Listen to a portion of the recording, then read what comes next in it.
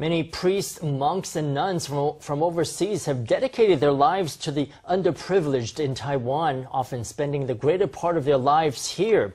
Some have considered themselves Taiwanese at heart for decades. But until recently, Taiwan's Nationality Act required them to give up citizenship of their birth country if they wanted to become a Taiwanese citizen, a condition most could not accept for practical reasons. That was changed last year when Father Brendan O Connell, known as the father of special education in Taiwan, became the first foreign-born resident to be granted dual citizenship.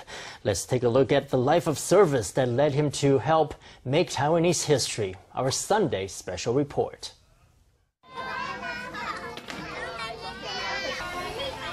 At 3:30 in the afternoon in Tainan's Syuejia district, children stream out of Merciful Mother Kindergarten.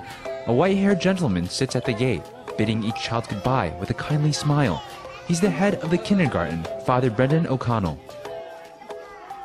I like children, yeah. 他们接纳我. In 1963, Father O'Connell was sent by the Catholic Church in San Francisco to an island he had never heard of before, Taiwan. Aged just 27 years old, he landed in the mountains of Taian Township in Miaoli. Obstacles like the unknown language and unfamiliar cuisine were no match for his enthusiastic service. His heart was most deeply moved by the many local families whose children had special educational needs, partly because his own younger sister was born with Down syndrome. 他是很有智慧的一个人. She's a very wise person. Sometimes when we brothers and sisters were arguing, she'd say, "Be nice." A great principle. Be nice, don't fight. Happy birthday to you. 25 years ago, Father O'Connell took on the running of the Merciful Mother Kindergarten, which emphasizes inclusive education. Every class of 25 children includes 5 children with special needs. The longer they interact with each other, the more trusting and accepting the other children become towards those with special needs. It's a subtle change. They start to think that the children with special needs have just always been how they are, and that's natural. They think, it's normal that I interact with them like this. They become really inclusive. The inclusive education approach works, but at first it was hard to implement for Father O'Connell and the Bethlehem Foundation team. 有一班的孩子来. When the kids without special needs arrived and their parents and guardians saw the ones with special needs, they were angry. They felt tricked, so they took their kids away. 那时候我印象有100多个孩子. I remember more than 100 children left just like that. So did the original teaching staff. Already back in 1976, before founding the Bethlehem Foundation, Father O'Connell had become inspired with the dream of giving every child equality and dignity. He took on the St. Raphael Opportunity Center, which was the first organization in Taiwan to offer early intervention and childcare for children with intellectual disabilities. Later, he established the Leren Center in Kaohsiung and the St. Theresa Opportunity Center in Tainan.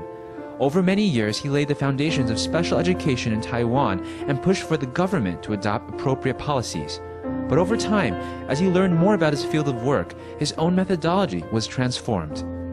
我认为不应该有特殊教育. I don't think there should be special education. There should be education for everyone.